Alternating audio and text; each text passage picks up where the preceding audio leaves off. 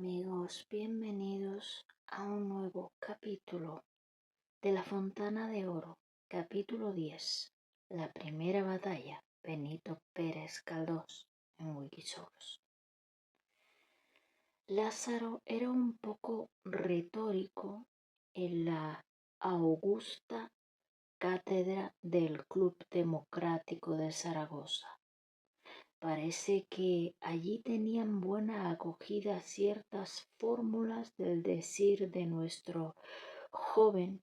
Había aprendido con su maestro de humanidades de Tudela, varón docto de la escuela pura de Lausanne. El joven tenía, sin embargo, el instinto de la elocuencia tribunicia seca, rotunda, incisiva, desnuda. La Fontana, por desgracia, en aquella ocasión era enemiga declarada de la retórica y más enemiga aún de las frases hechas de los lugares comunes y de esos preámbulos oficiosos neciamente corteses y en extremo fastidiosos de la oratoria académica. Lázaro tuvo la mala tentación, porque tentación del demonio fue sin duda, de empezar con aquello de su pequeñez en presencia de tantos grandes hombres, y lo escogió e ilustrado del auditorio, siguiendo después lo de su confusión y su necesidad de indulgencia, sus escasas fuerzas, etcétera, etcétera. El exordio fue largo.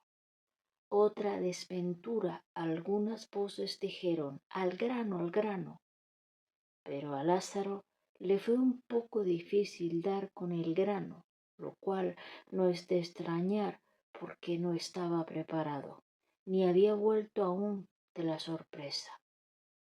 En vano hizo una sectoque de las más expresivas, en vano quiso dominar al público con 4 litotes y 2 o 3 metonimias. No era aquel su camino. Dijo algunas generalidades que a él le parecían muy nuevas, pero que en realidad eran viejísimas, y concluyó un párrafo con 2 o 3 sentencias plutarquianas que a él le parecían encajar como de molde, pero que no produjeron sensación alguna. Él esperaba un aplauso. Nadie aplaudió.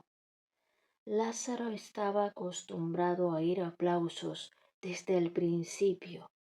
Esto le daba estímulo. La frialdad que notaba en el auditorio en aquella ocasión le desanimó. Quiso pensar en esto y casi estuvo a punto de no saber qué decir. Sin embargo, él tenía fijos en la imaginación algunos magníficos pensamientos, pero, cosa singular, no los podía decir. Le parecía verlos escritos delante, pero por un misterio natural en aquellos momentos no encontraba la forma oratoria para expresarlos. ¡Qué contrariedad! Poco a poco hasta la voz se le enronqueció. Sin duda había en el espíritu de nuestro amigo una influencia maligna. Hablaba con frialdad unas veces, notábalo él mismo, y al querer corregirlo gritaba demasiado. Las ideas le faltaban, las imágenes se le desvanecían, las palabras se le atropellaban en la boca.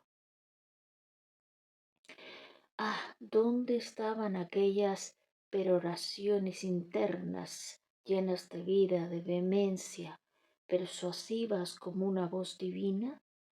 donde aquella lógica terrible en la profundidad de sus líquidos oratorios hervía en su cerebro, el cual parecía pequeño para tantas ideas? ¿Dónde estaban los pensamientos sublimes, la facundia descriptiva, la facultad pintoresca, la sentencia concisa y profunda? Sí, él sentía bullir todo esto allá dentro, dentro de aquel Lázaro solitario y apasionado que hablaba de la naturaleza en el silencio de la noche, que hablaba a la soledad en lo profundo de un sueño. Las ideas, las formas, el lenguaje, todo lo tenía, todo lo sentía dentro de sí, pero no podía de ningún modo expresarlo. En todo orador hay dos entidades, el orador propiamente dicho y el hombre. Cuando el primero se dirige a la multitud, el segundo queda atrás, dentro, mejor dicho, hablando también. Dos peroraciones simultáneas son producidas por un mismo cerebro. Una es verbal y sonora, dejémosla al público. Otra es profunda y muda, examinémosla. Lázaro describía, apros- apostrofaba, rebatía, exponía, declamaba. Interiormente, la otra voz parecía decir esto: «¿Qué malo estoy haciendo? No me aplaudan. ¿Qué debo decir ahora? ¿Trataré este punto? ¿No lo trato? Y aquella idea que antes me ocurrió se me ha escapado». Y al mismo tiempo no interrumpía su oración. Continuaba defendiendo el Club de Zaragoza, explanaba su sistema democrático y hacía además una breve historia de la República. Pero la voz de dentro seguía de este modo: «No sé qué hacer. ¿Por qué no me aplauden? No me conozco. Yo tenía tantos argumentos. ¿Dónde están? Ah, voy a emitir esta gran idea. Ya le he dicho.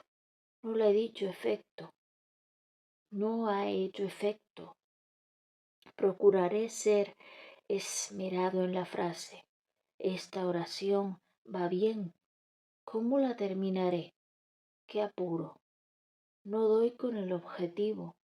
Demonios de objetivo. Ay, terminaré con un apóstrofe. Allá va. No ha hecho efecto.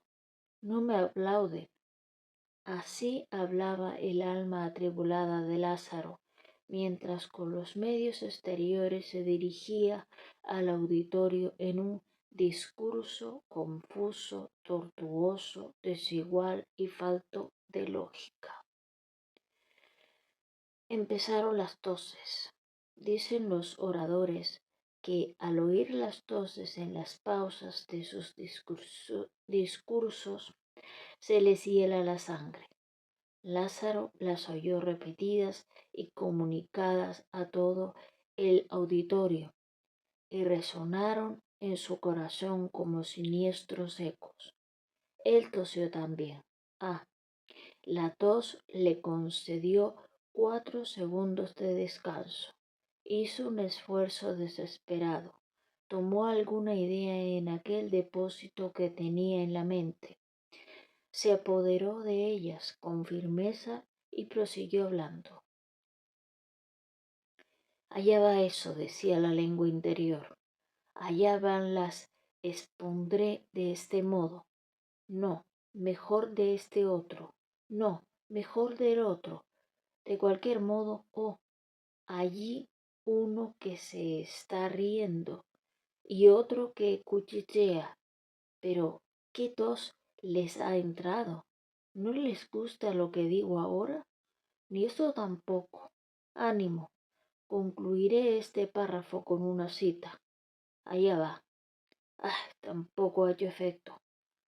Compréndase bien que estas frases que nadie oye y el discurso que oyen todos guardan perfecto paralelismo. ¡Ay, qué misterios hay en la inteligencia humana! Y qué fenómenos tan extraños en sus relaciones con las palabras humanas. ¿Por qué fracasó el discurso del aragonés? Fracasó por la reunión diabólica de mil accidentes ajenos a la naturaleza de su notable ingenio y de su fácil palabra. ¿De quién fue la culpa? ¿De él o del público? Aquí hay otro gran misterio. El público y el orador tienden a fascinarse mutuamente. El primero mira y oye. No sabemos lo que es más terrible, si la mirada o el oído. Las miles de pupilas dan vértigo. La atención de tanta gente dirigida a una sola voz confunde y anonada. El orador, por su parte, ve y oye, ve la serenidad anhelante y desdeñosa y oye toser. Por eso Lázaro hubiera deseado en algunos momentos de aquella noche ser sordo y ciego. Pero el orador tiene sobre el público una ventaja, tiene un arma, además de la palabra, el gesto.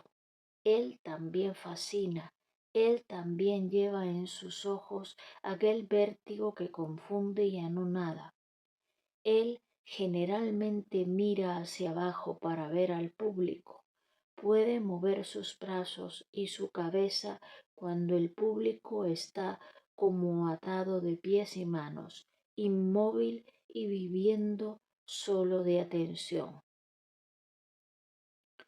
Aquella noche fatal, Lázaro y el público se fascinaron mutuamente, no se impusieron el uno al otro, no se comunicaron, ni Lázaro persuadió al público, ni éste aplaudió al orador. Un público no persuadido y un orador no aplaudido se rechazan, se repelen con energía. Es preciso que calles, hay que decir a este, es preciso que te marches, hay que decir a aquel. El joven aragonés había tenido la peor de las tentaciones, la tentación de ser largo y difuso. Un segundo más de lo regular basta a concluir la paciencia de un auditorio y a truncar su interés en hastío. Lázaro vio pasar este segundo sin notarlo. Indudablemente no se comprendieron el uno al otro. Se despreciaron mutuamente, se temieron mutuamente, tal vez empezaron por temerse, pero es lo cierto que acabaron por despreciarse. Lo singular es que si se hubiese preguntado a cualquier particular su opinión sobre el discurso, habría dado tal vez una opinión no desfavorable, pero la opinión de un público no es la suma de las opiniones de los individuos que lo forman, no. En la opinión colectiva de aquel hay algo fatal, algo no comprendido en las leyes del sentido humano. Decididamente Lázaro fracasaba. 20 veces se le ocurrió que era preciso concluir, pero ¿cómo? No se atrevía. Iba a concluir mal. ¡Ay, qué horror! Y para terminar mal, valía más no terminar, seguir hablando, siempre, siempre, siempre. Buscaba el final y no podía encontrarlo. Y el final es tan importante.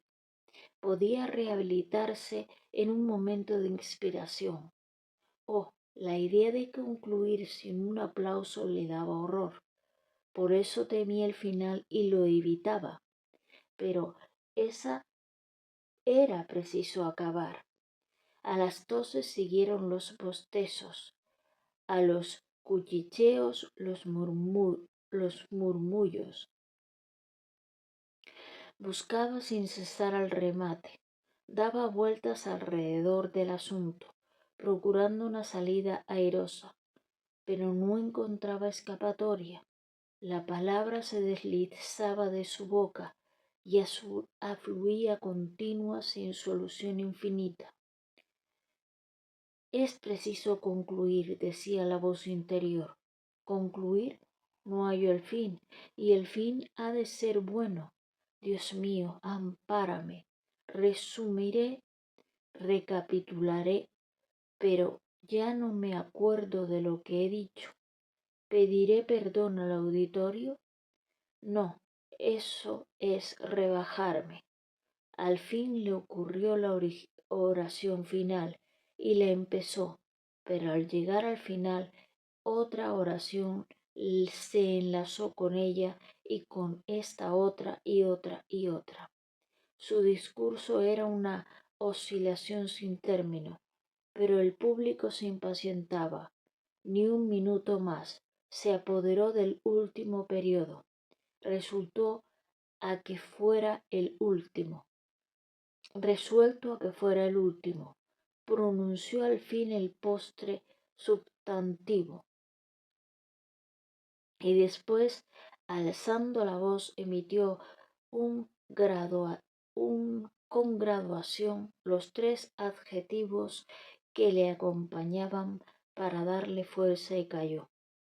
La postreza palabra de aquel malhadado discurso vibró en el espacio, sola, seca, triste, con fúnebre resonancia. Ni un aplauso ni una exclamación satisfactoria la recogió. Su voz había caído en el abismo sin producir un eco. Parecíale que no había hablado, que su discurso había sido una de aquellas mudas aunque elocuentes manifestaciones internas de su genio oratorio. Estaba en un desierto, rodeále una noche. ¿Qué había dicho? Nada. Y había hablado mucho. Aquello fue como si diera golpes en el vacío, como si hiriera en una sombra creyéndola cuerpo humano, como si hubiera encendido un sol en un mundo de ciegos. Bajó con el alma atribulada, oprimido el corazón, ardiente y turbada la cabeza, bañado el rostro en sudor frío. En vano, Javier quiso rehabilitarle, dando algunas palmadas tardías. El público, animal implacable, le mandó a callar. Lázaro tuvo la presencia de espíritu suficiente para contemplar cara a cara aquellas 100 bocas que bostezaban. Robespierre se desplazaba en el mostrador con suprema expresión de fastidio. Lo he hecho muy mal, dijo tristemente el orador al oído de su amigo. Ya lo harás mejor otro día. Eres un gran hombre, pero no has tocado en el kit. Con una lección mía estarás al corriente. Otro va a hablar. Atienda ahora. No, yo me voy a casa de mi tío. No puedo estar aquí más tiempo. Me ahogo. Espera a ver lo que éste va a decir. Un segundo orador subió a la tribuna a disipar el fastidio que la peroración de Lázaro había causado. Mientras la multitud celebraba con aplausos maquinales las frases de su orador favorito, el otro se iba sumergiendo lentamente en profunda melancolía. Nada es más terrible que estos momentos de desencanto en que el alma yace atormentada por los dolores de la caída. El tormento de esta situación consiste en cierta ridiculez que rodea todos los recuerdos de las pasadas ilusiones, todas las frases de íntimo elogio, de profundo orgullo con que antes se regaló la imaginación, resuenan con eco de burla en la pobre alma abatida llena de vergüenza. Pero es preciso intentar una rehabilitación, decía Lázaro para sí. ¿Y cómo? Todos murmuran de mí, y si mañana se ofrece hablar de mi discurso, dirán todos que fue detestable, malísimo. Correrá de boca en boca, llegará a oídos de todas las personas que me interesan. Ella lo sabrá, se reirá tal vez de mí, todos se reirán ahora. Lo más particular es que desde que bajó de la tribuna empezaron a ocurrírsele grandes pensamientos, magníficos recursos de elocuencia, soberbios golpes de efecto, citas oportunísimas, y estaba seguro de que, diciendo aquello, arrancaría grandes aplausos. Pero ya era tarde, estaba allí mudo y perplejo, cubierto su espíritu de una nube sombría. Entretanto, el nuevo orador divagaba a sus anchas por el campo de la historia y de la política, y por último expuso la necesidad de la manifestación preparada para el siguiente día. Todos se levantaron unánimes gritando sí, todos prometieron concurrir, y 3 o 4 encargados del ceremonial dieron cuenta del arreglo de la procesión.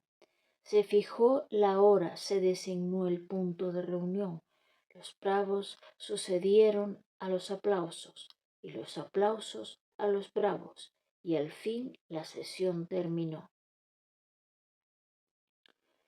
Los socios comenzaron a salir, pero aquella fracción ignorante y turbulenta que ocupaba siempre uno de los rincones del café no creyó conveniente salir sin decir algo.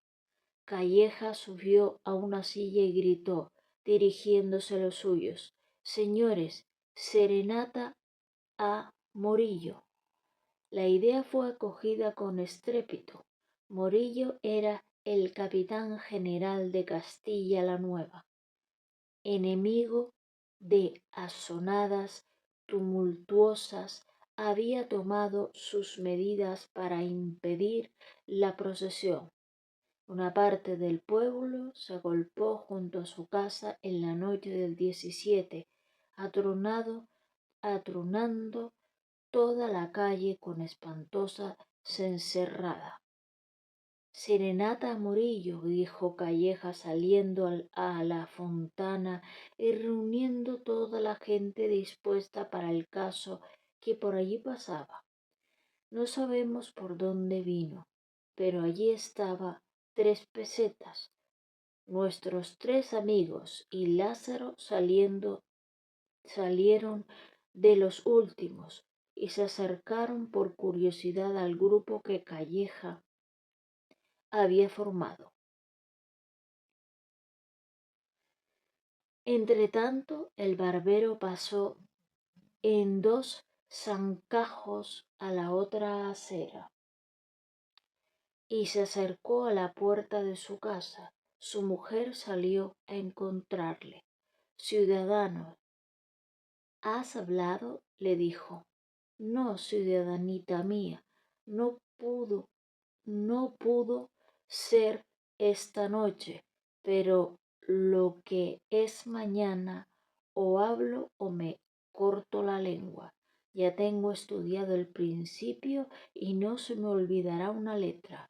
Cuando hable me los como». Estoy por no dejarte entrar, le contestó gravemente su mujer. Si yo llevara calzones, ya me habían de oír. Así y todo, si me pusiera a ello, los volvía locos. Si yo tuviera calzones, andaba por esos clubes qué quienes quieres, a qué quieres poca, porque tengo más verdades aquí en el buche. Ya verás mañana a la noche si hablo o no. Es que cuando voy a empezar me hace unas cosquillas la lengua y me trabo, pero no tengas cuidado que los voy a dejar aturrullados. Serenata a Morillo, dijeron 100 voces. Señores, exclamó uno de los más célebres oradores de la Fontana, váyase cada uno a su casa, que estos desórdenes nos van a desacreditar. Cada uno en paz a su casa, nada de gritos. Estos discretos consejos fueron saludados con murmullo prolongado de reprobación. ¿Quién es ese servilón? Dijo una voz aguardentosa que no era otra que la del sin par chaleco. A casa de Morillo, repitió Calleja. Mujer, tráeme el almirez. El gentío aumentaba con nuevas remesas enviadas a la plazuela de la Cebada y del barrio del Salitre. Los socios de la Fontana se habían marchado. Cerróse el club y solo quedaron en la calle los 3 amigos y Lázaro, que se despedía para ir a casa de su tío. Espera un instante para ver lo que sale de aquí, le dijo Javier deteniéndole. A la sazón de una persona daba fuertes golpes a la puerta de Calleja. ¿Qué hay? Dijo éste acercándose e interrumpiendo una patriótica y barberil alocución que había comenzado. Que vaya usted enseguida a sangrar a don Liborio, que está muy malito. Demonio de enfermo, mañana le sangraré. No puede esperar, vaya usted pronto, exclamó el criado. Señores, ¿qué hago? Preguntó el barbero a sus amigos. No vayas, Calleja, que se sangre el solo. Esta no es noche de sangrías. A casa de Morillo. Señores, yo quisiera cumplir, porque ya ven ustedes, mi profesión, la ciencia es lo primero. No vayas, Calleja. Señores, volveré enseguida. A ver, añadió abriendo la puerta de su casa, ciudadana, tráeme las lancetas. La ciudadana salió muy afligida y dijo, a ver cómo le ponemos una ayuda a Joaquinito, que está muy malo. Si vieras qué vomitona le ha dado, se la pongo de malvas, póngale de demonios cocidos, hermana, exclamó 3 pesetas furibundo. Poco a poco, señores, contestó Calleja, de malvas o de aceite. Déjenme ustedes ver cómo se arregla eso, porque para mí, ¿por qué lo he de negar? La ciencia es lo primero. Lázaro insistía en dejar a sus 3 amigos, tan aburrido y melancólico estaba. Espera, hombre, le decía Javier deteniéndole aún. Espera a ver lo que hacen estos bárbaros. ¿Qué es eso de bárbaros? Exclamaron con furia los que más cerca estaban, volviéndose hacia los amigos con tanto interés. que hasta el mismo Calleja dejó la ciencia para salir en defensa de la corporación. ¿Qué es eso de bárbaros caballeritos? ¿Quiénes son esos palendinques? Palendingues, dijo uno. Este es el aragonés que nos rezó el rosario de esta noche. ¿Qué modo de hablar? Se parecía un sermón del Viernes Santo. El diablo me lleve si no les acaricio las muelas a esos catacaldos, dijo Tres Pesetas, dispuesto a hacer lo que decía. Javier, el doctrino, el poeta clásico, vieron una tempestad sobre sus cabezas, pero el poeta clásico, que era el mismo enemigo, no se acobardó y tuvo el antojo de llamar rapista al grandioso Calleja.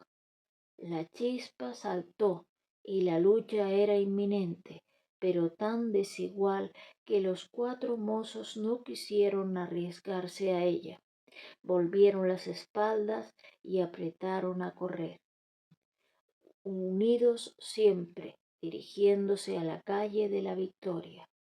Muchos de los contrarios le siguieron dando voces y arrojándoles piedras, pero los fugitivos andaban muy ligeros y lograron refugiarse en la calle de la Gorguera, metiéndose en el portal de la casa en que uno de ellos vivía. Cerraron cuidadosamente por dentro. Un enorme canto, lanzado por las robustas manos de Tres Pesetas, chocó en la puerta tan fuertemente que si hubiese cogido alguno se hace añicos.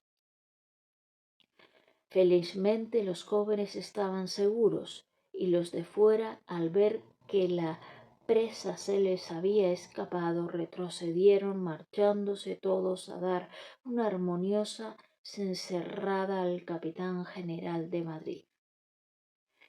Bueno, terminamos este capítulo. El siguiente es el capítulo 11, que no sé qué tan de largo será, bastante largo. La Fontana de Oro, capítulo 11, las tragedias de los Gracos, de Benito Pérez Galdós. Luego que sintieron alejarse a sus perseguidores, los amigos subieron. Allí vivía el poeta clásico. ¿Tienes que cenar?, le preguntó el doctrino. Un magnífico festín, contestó el poeta. Un cuarterón de queso manchego y una botella de cariñena. Mandaremos por unos buñuelos a la taberna de la esquina. Lázaro tenía una hambre espantosa. Desde las 9 de la mañana no había probado cosa ninguna. El cansancio del camino, los esfuerzos mentales y la gran fatiga moral de aquella noche le habían rendido hasta el punto de que no podía tenerse. Subió con los demás, sin fuerzas para emprender aquella hora el viaje a casa de su tío. La comitiva, guiada por el poeta clásico, se internó en la escalera. No hay viaje al Polo Norte que ofrezca más peligrosos que una escalera angosta de casa madrileña, cuando la oscuridad más completa reina en ella. Comenzáis dando tumbos aquí y allí, de repente tropezáis con la pared, chocáis con una puerta y el ruido alarma a la vecindad. Dais con el sombrero en un candil que, aunque extinguido por falta de aceite, tiene lo bastante para poneros como nuevo. Y todo esto es llevadero cuando no se encuentran al truhán que baja o al galán que sube, cuando no sentís el retintín de la ganzúa que intenta abrir una puerta, cuando no resbaláis con las sustancias depositadas por los gatos sobre los escalones, cuando no tropezáis con la amorosa conjunción de dos estrellas que pelean la pava en el último tramo. Por fin la expedición llegó a las regiones boreales de la casa, la elevada zona en que el poeta había hecho su nido. Tocaron y abierta la puerta, nuestro amigo se encontraron frente a frente de una mujer que con soñolientos ojos y rostro avinagrado alzaba la mano sosteniendo un candil, próximo a imitar la sabia conducta de los de la escalera. Este candil comunicó su luz a otro mejor acondicionado que había en el cuarto donde entraron los 4 jóvenes. La dama echó el cerrojo a la puerta de la escalera y dando las buenas noches con entonación de un responso, se fue. No habían dado 4 pasos cuando volvió y, arrebujándose bien en su manto, con honestos y recatados ademanes dijo: por Dios, don Ramón, no hagan ustedes ruido, que está alborotada la vecindad con la algarabía que se arma aquí todas las noches, porque ya ve usted, una es comidilla de las gentes de abajo. La encajera ha ido diciendo que esto es una taberna y que no se podía vivir en esta casa. Ya ven ustedes, como una es mujer de opinión. La señora que tan celosa se mostraba de la opinión de su casa era doña Leoncia Iturrisbeitia Vizcaína, como es fácil conocer por su apellido, patrona de aquel establecimiento, mujer de bien, como de 40 años mal contados, de buen aspecto, robustas formas, alta estatura, cara de redonda y carácter bonachón y más que sencillo. Señora, déjenos usted en paz, le contestó Javier. Si viniera don Gil con nosotros, no se incomodaría usted. Vaya, ya empieza usted con sus bromas, don Javier. ¿Y cuándo se casa usted, doña Leoncia? ¿Yo casarme? ¿Yo? Dijo doña Leoncia con mal disimulada satisfacción. Pues sepa usted que se lleva un buen mozo. Don Gil es hombre que hará carrera. Está en buena edad. Una carcajada de los otros dos y una sonrisa forzada de la patrona acogieron aquellas palabras. La vizcaína tenía un pretendiente y este era don Gil Carrascosa, aquel individuo que fue lego, abate y covachuelista, y cuando hay que ser. Corrían por la vecindad rumores alarmantes respecto a la existencia de cierta buena concordia parecida a la familiaridad entre el poeta clásico y doña Leoncia la vizcaína. No penetremos en lo sagrado de estos clásicos y patroniles secretos. Doña Leoncia notó la presencia de un desconocido y quiso darse tono. Se puso seria y reprendió a los estudiantes por su poca formalidad. Después se hizo un pomposo ademán, algunas cortesías y se marchó. Adiós, Ariadna, Antígone, Sofonisba, Penélope, dijo cuando la vio fuera del poeta, que gustaba mucho de aplicarle aquellos nombres heroicos. Poco después de esta despedida se sintieron ronquidos muy broncos y prolongados. Era Adriana, Antígone, Sofonista, Penélope, que dormía en el interior. Cuán felices son las semidiosas. Déjame un segundo que voy a apagar la luz.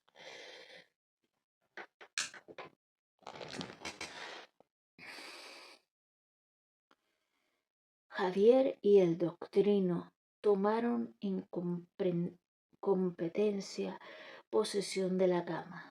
Lázaro se acomodó lo mejor que pudo en una silla de 3 pies y medio, y el poeta continuó en pie haciendo los honores del sotabanco. Del cajón de la cómoda sacó un pedazo de queso envuelto en un papel que se había hecho transparente, un cuchillo, una botella y un plato en el que había panecillo y medio. Salieron de otro rincón y el festín fue preparado en la mesa, para lo cual se hizo preciso apartar a un lado dos tragedias de verso heroico, un retrato de mujer roído de ratones, un ejemplar de la Constitución, un tintero de cuerno y una babucha dentro de la cual había unas tijeras, una caja de obleas y medio tomo del teatro de Crevillón. El cuarto aquel era curioso. La cama se ostentaba lo más horizontal que le era posible, sobre los banquillos cuyas tablas sostenían un jergón de tan tortuosa superficie que el durmiente rodaba en él de cima encima antes de poder conciliar el sueño. Una estera de esparto finísima en los tiempos de Carlos III cubría las 2/3 del piso, siendo inútiles todos los esfuerzos de doña Leoncia para estirarla hasta cubrir lo que faltaba. Inmenso baúl alternaba con la cama y, a juzgar por lo corroído del cuero y la suciedad acumulada entre él y la pared, los ratones habían tomado por su cuenta la empresa de colonizar aquel recinto. Adornaban las paredes algunos cuadros, el más notable el trabajo de pluma hecho por el tío del cuñado del abuelo de la vizcaína, que había sido insigne calígrafo, y toda la lámina estaba llena de rasgos, líneas, letras raras, rúbricas y floreos de pluma, trabajo ilegible por ser tan excelente.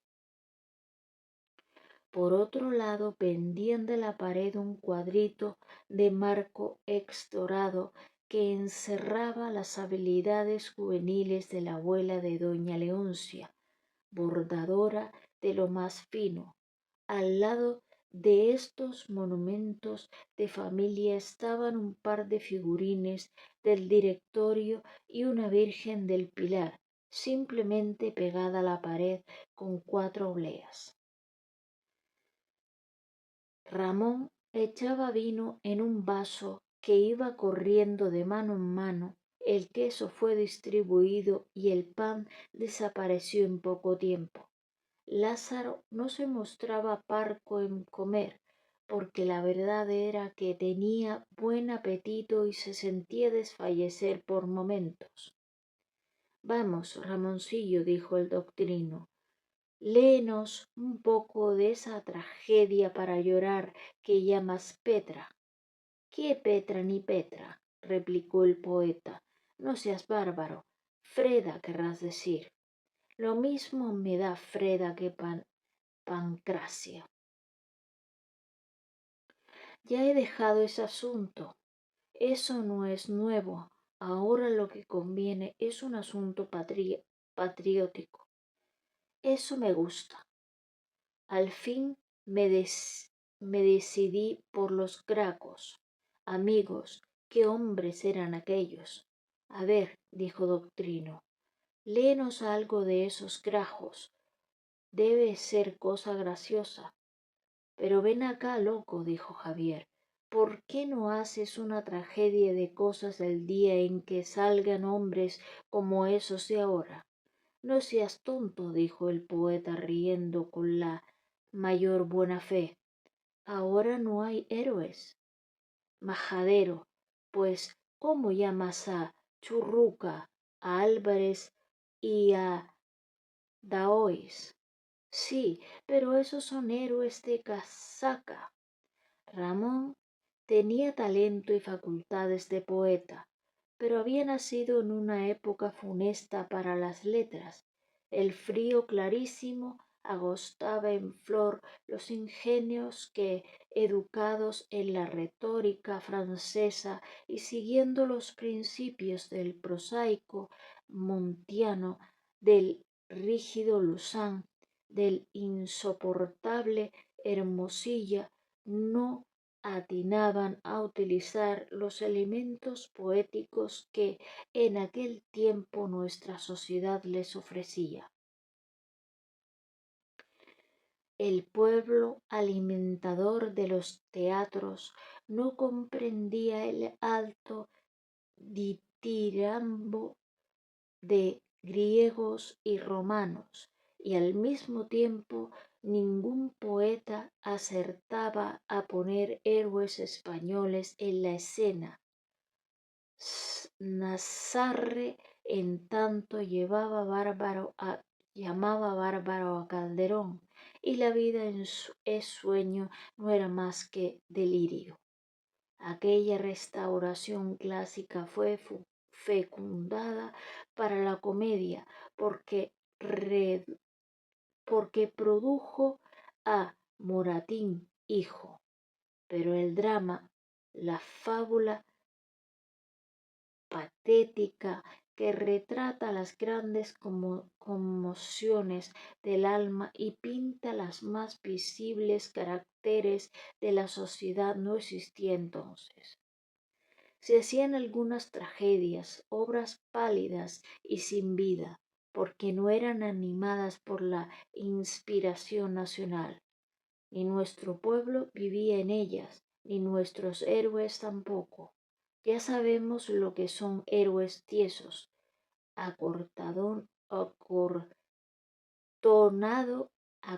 acartonados de las tragedias clásicas, siempre los mismos. No se concibe el amor a la libertad sin Bruto, ni el odio al imperio sin Sina. ¿Cómo puede haber pasión sin Freda y fatalidad sin Edipo y parricidio sin Orestes y rebelión sin Prometeo y amor a la independencia sin Persas?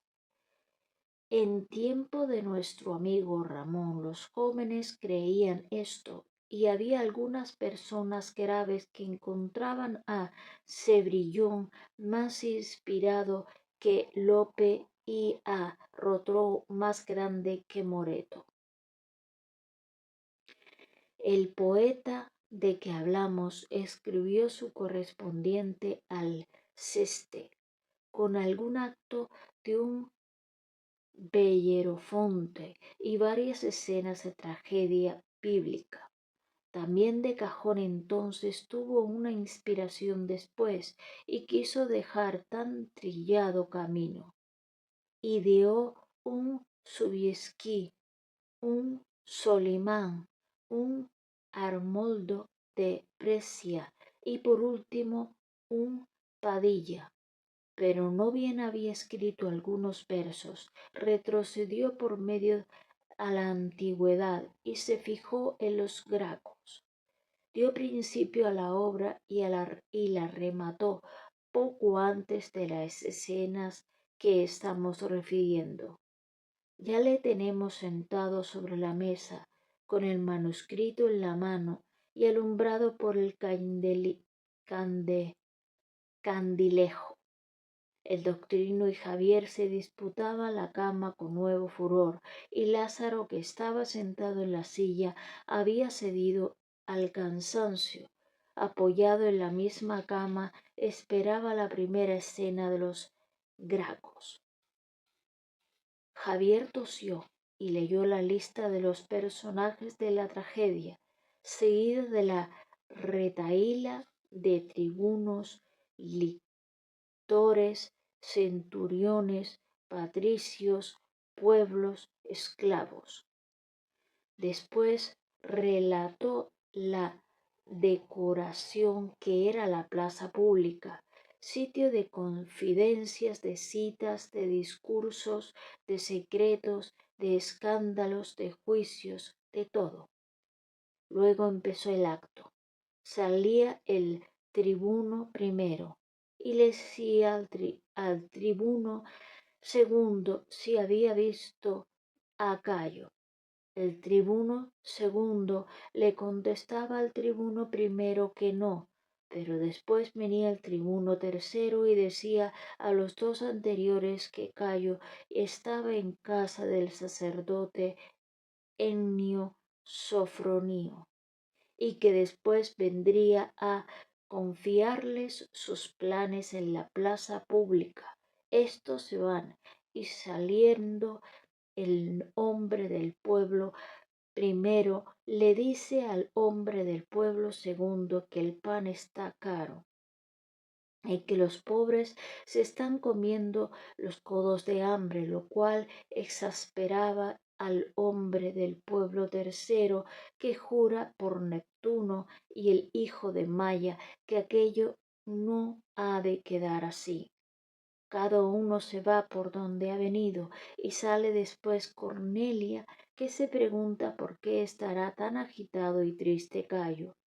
Dice que rehúse las viandas ricas de opulenta mesa para irse a vagar silencioso y abstraído por la margen la margen que baña del lento Tíber la corriente ondosa.